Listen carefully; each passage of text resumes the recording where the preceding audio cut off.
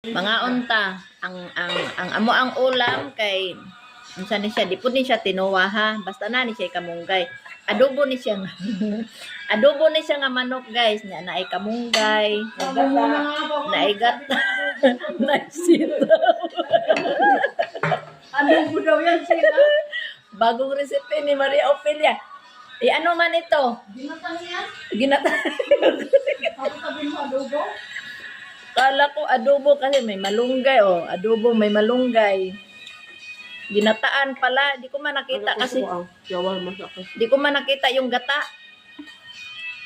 Ah, nakikita ba yung mata? Natitikman lang yun. Nga unta ninyo. Nahinay lang.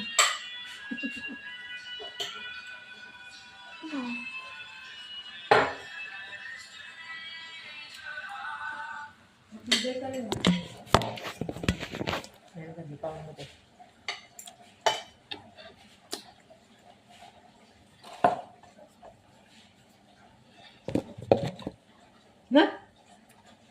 Kung dumakot, akala mo naman dinada ko dyan sa planggana. Ganun talaga. Kala mo maraming nadampot. 3 piraso lang naman. Magkano ba? Baha. Ano ko dito ba?